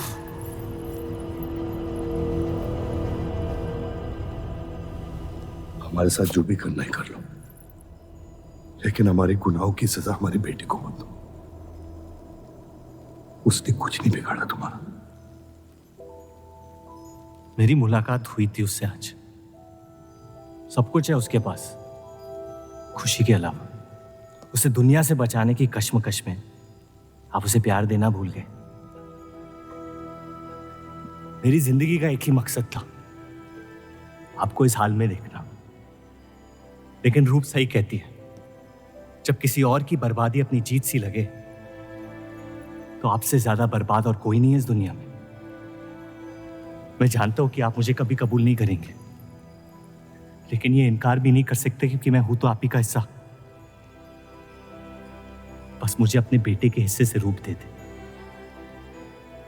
मोहब्बत करता हूं उससे, इसके अलावा और कुछ नहीं मांगूंगा। रूप और देव की शादी से दूर रहो सफर, वरना अंजाम बुरा होगा। रूप की मोहब्बत मेरा हक है जिसके मालिक आप नहीं हैं, और ये हक मैं लेके रहूंगा। जफर,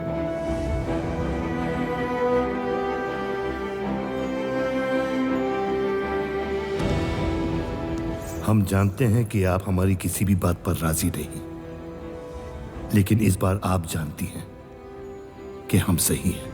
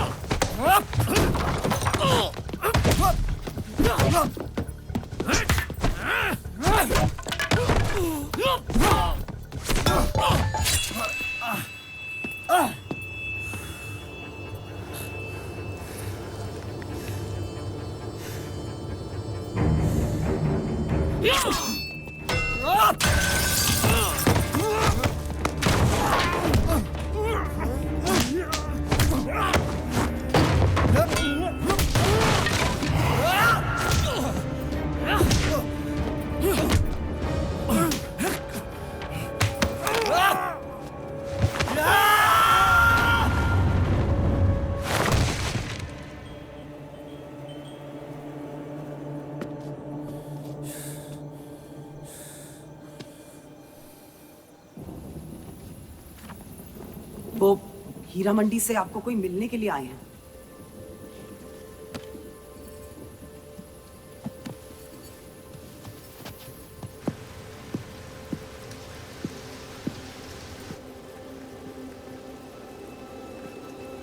क्या हुआ मियाँ?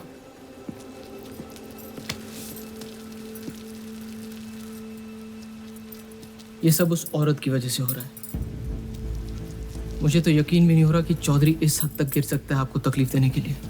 इसमें रूप का कोई हाथ नहीं है।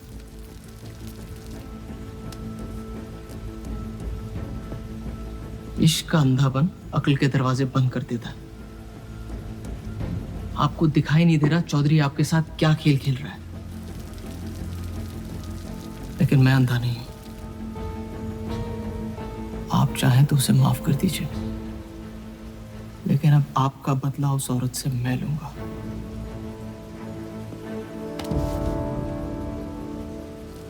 अगर उसे हाथ लगाया तो हमारे रिश्ते के साथ आपकी गर्दन भी काट दूंगा मैं।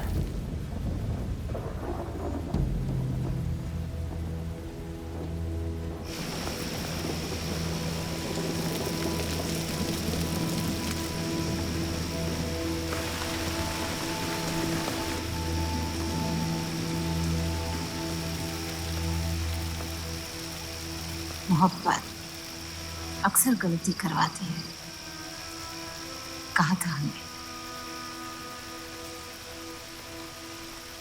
आप गलत समझ रही हैं।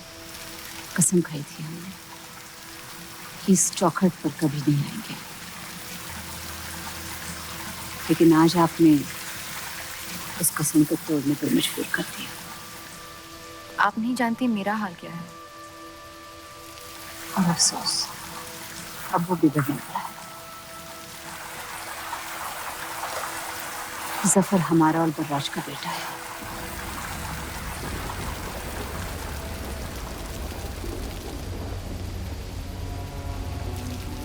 उसने आपका इस्तेमाल किया है इस घर को बर्बाद करने के लिए। वो मोहब्बत करता है मुझसे, देखा है मैंने उसकी आंखों में। शुरुआत से झूठ बोला उसने आपसे। उसने अपने हालात में कुछ गलतियां की होगी, लेकिन हमारी मोहब्बत सच्ची है। पढ़ी लिखी हैं आप, अक्लमंद हैं। हीरा मंडी का लड़का है वो। उसकी जिंदगी में बिस्तर के बाहर किसी भी औरत की कोई कीमत नहीं है। और आपसे तो हम बिस्तर भी नहीं होना चाहता था। बस वो यही चाहता है कि किसी भी तरह भरे बाजार में बलराज चौधरी को जलील कर पाए। और आपके अंधे इश्क ने उसके सपने को पूरा करने का मौका दिया। यही सच्चाई है, मान ले। अगर आप अपने शौहर को छोड़ के उसके पास भी चली जाती तो वो आपको कबूल नहीं करता। मोहब्बत उससे करते हैं जो आपकी इज्जत कर सके। आपसे, आपकी मोहब्बत से ज्यादा मोहब्बत कर सके। रूप, आप उसका इश्क नहीं, इंतकाम है। और वो सिर्फ अपने इंतकाम से मोहब्बत करता है।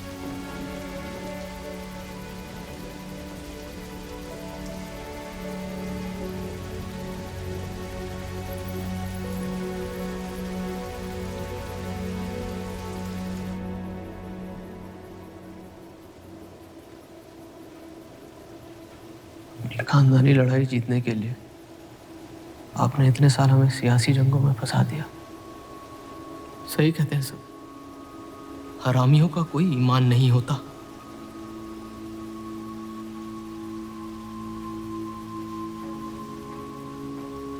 अपने इंतकाम को पूरा करने के लिए जिस आग को आपने फूंक दी थी ना, अब उसी आग से ये शहर जला दूंगा। अब आप अपने अमाल का अंजाम रोक नहीं पाएंगे।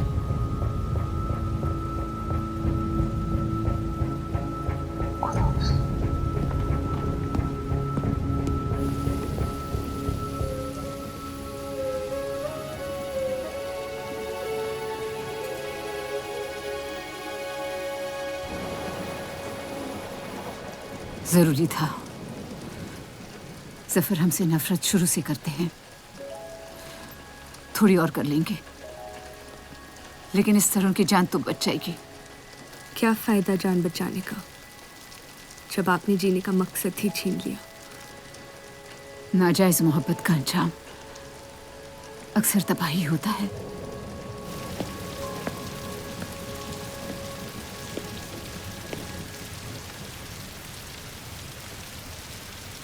जफर नाम है उसका, तुम्हारा भाई, जिसे तुम ईद के दिन पे मिले थे। मुझ में हिम्मत नहीं थी अपनी गलतियों को कबूल करने की।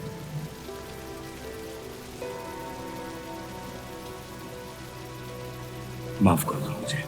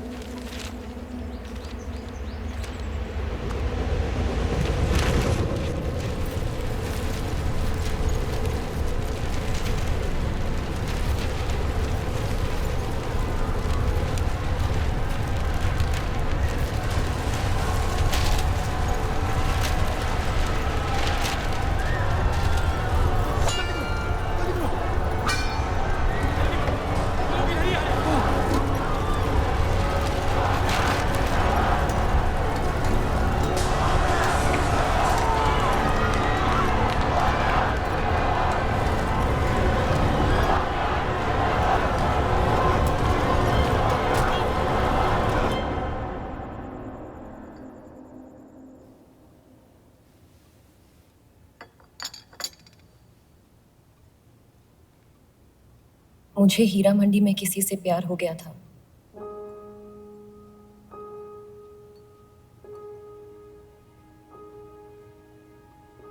आपने शुरुआत से मुझसे सच कहा है। अब जब हम इस शादी को ठीक तरह से कायम कर रहे हैं, मैं आपको अपना सच बता देना चाहती हूँ। इस रिश्ते में इज्जत होगी, प्यार नहीं होगा। उम्मीद करती हूँ आपका दिल मुझसे बड़ा हो और वक्त के साथ आप मुझे माफ करते रहे।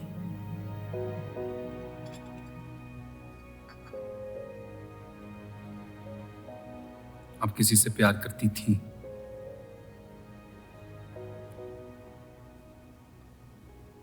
फिर क्या बदल गया? मैं उनकी इज्जत नहीं करती। और प्यार खत्म हो गया?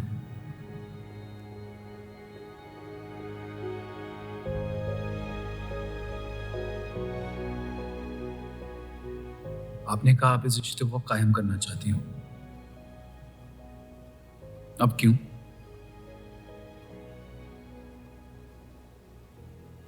सिर्फ 700 लेना काफी नहीं होता,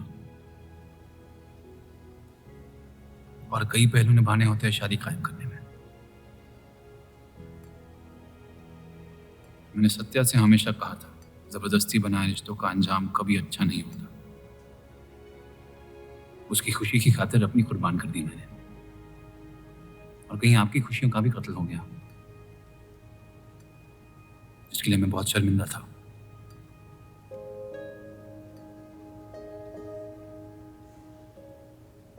वक्त के साथ वो शर्मिंदगी शायद चाहत में बदलने लगी।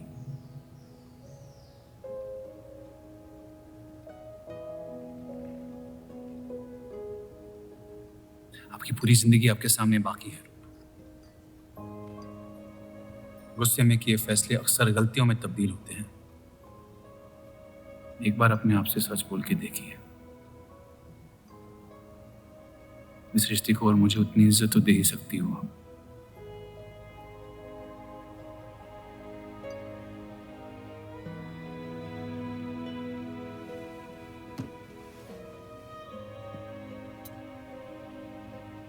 पति पत्नी का रिश्ता रिवाजों से नहीं, प्यार से बंधना चाहिए।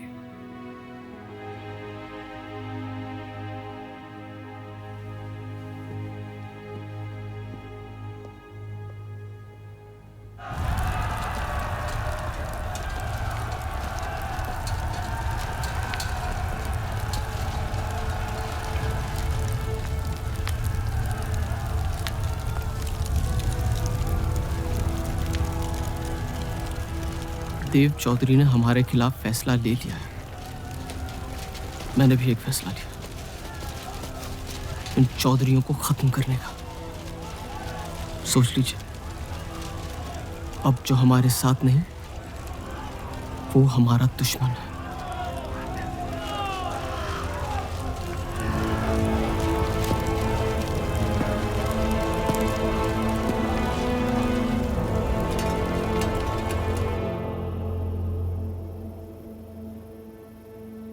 सरोज जी,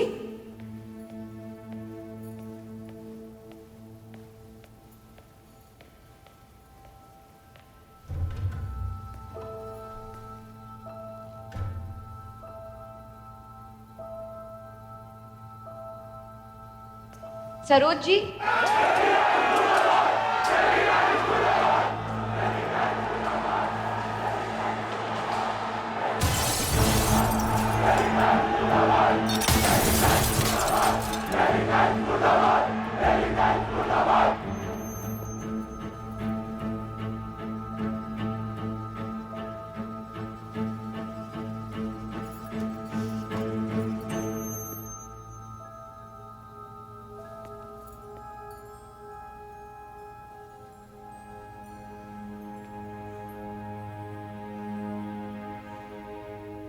माफ कर दो मुझे। बस यही कहने आए हो? क्या फर्क पड़ता है, वैसे भी तुमने अपना फैसला ले लिया है ना? पूरी शिद्दत से तुमसे प्यार किया और बदले में तुम ईमानदारी तक नहीं कर पाए। इतना मुश्किल था मुझसे सच बोलना।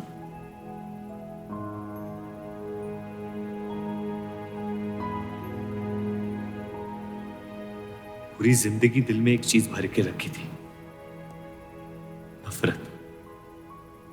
सबको धोखा दिया ताकि अपने अब्बा से इंतकाम ले सकूं। तुमने मेरे नफरत को बेघर कर दी और मेरे दिल में मोहब्बत भर दी। तो मेरे दिल को बदल रही थी, मैं डर गया तुम्हारी मोहब्बत से, जो सब इस घर से चाहता था तुमने मुझे दिया। अगर तुम्हें सच कहता तो खो देता। झूठ बोल के पा लिया क्या मुझे? हम एक दूसरे के नसीब में नहीं है रूह, यही खुदा की मर्जी। तुम्हें कभी मुझसे प्यार हुआ ही नहीं? अगर मुझे इसका जवाब देना पड़ा तो तुम्हारे मोहब्बत में सवाल उठ जाएंगे।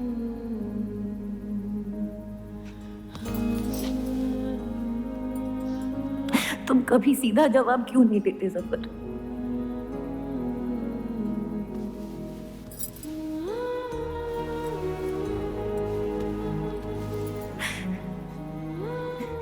एक बार कह दो, एक बार कह दो मोहब्बत करते हो मुझसे।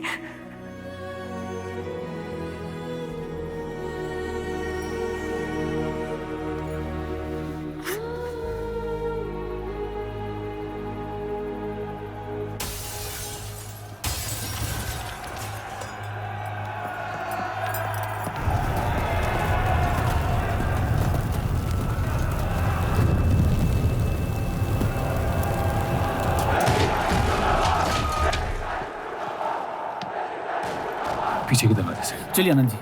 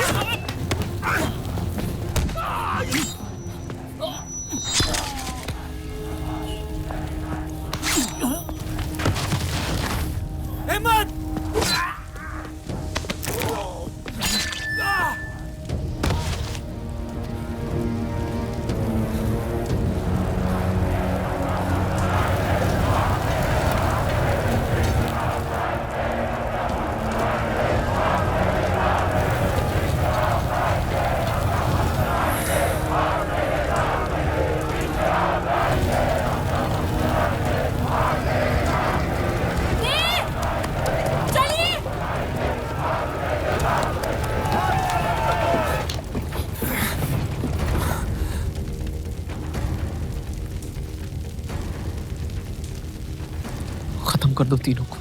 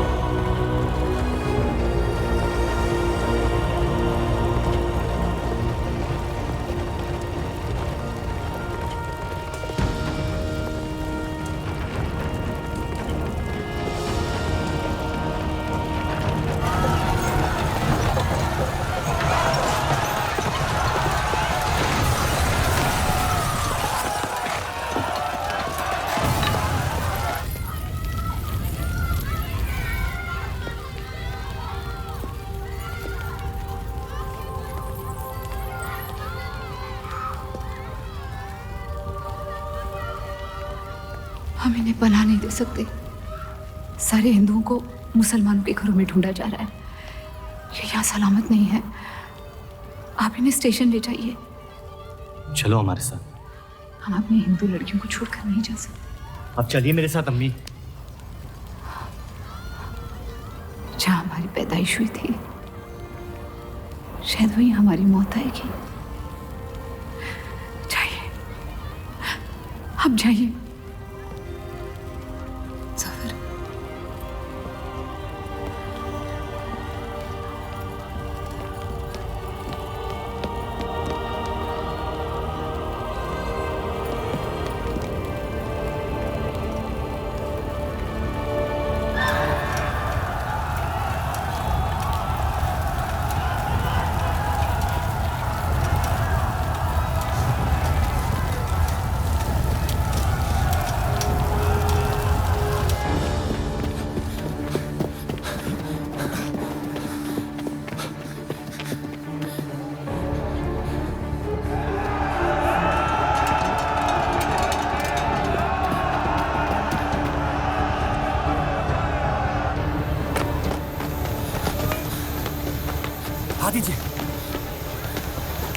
चलिए इस तरफ।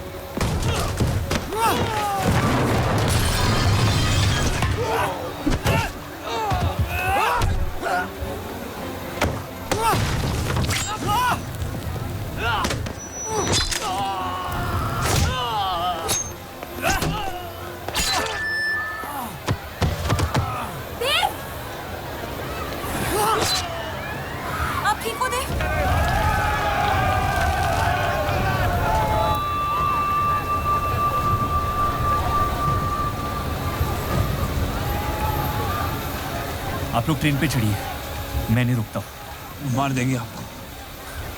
ये मेरे लोग हैं, मुझे कुछ नहीं करेंगे।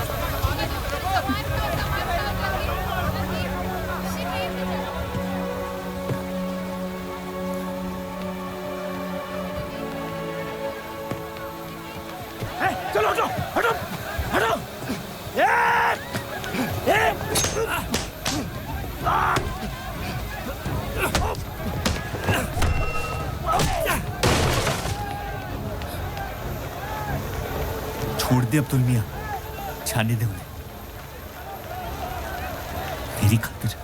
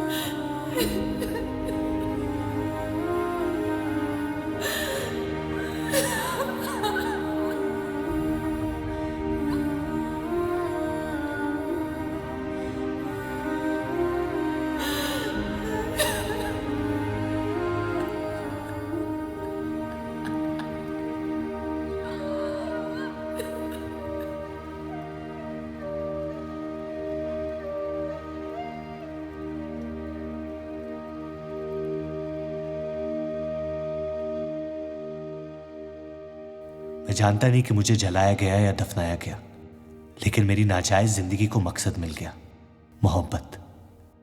और वो मोहब्बत हमेशा जिंदा रहेगी।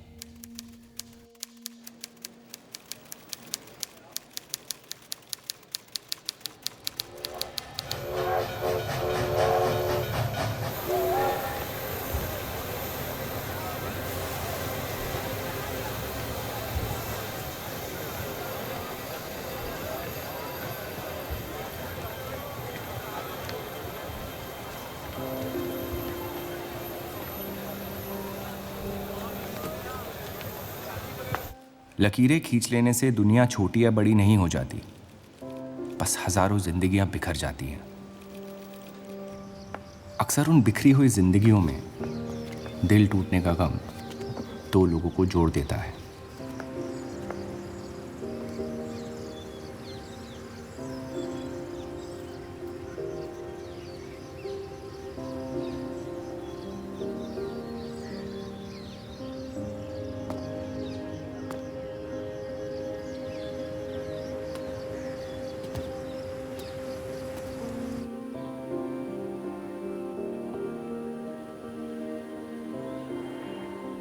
डेली टाइम्स अखबार के देव और रूप का किस्सा भी बंटवारे की उन हजारों कहानियों में से है जो इतिहास की चीखों में कहीं खो जाएंगी।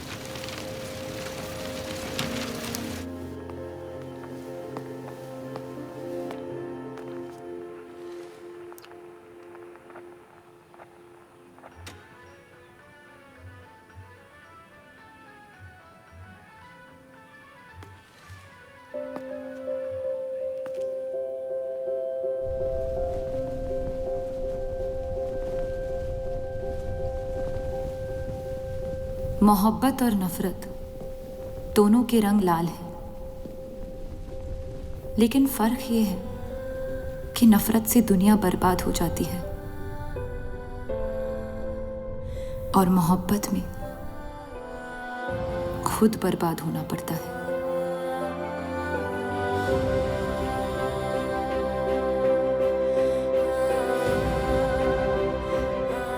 फिर भी कलंक अक्सर मोहब्बत पे लगते हैं।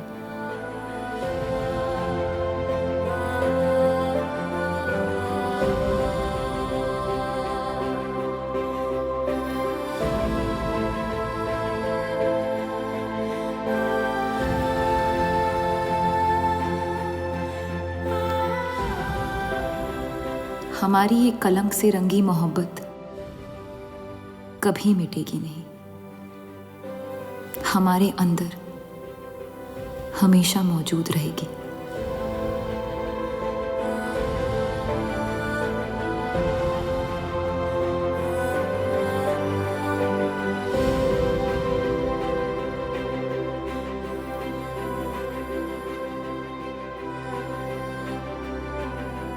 अब फैसला आपके नजरिए का है। आपने इस कहानी में क्या देखा? कलंक या मोहब्बत?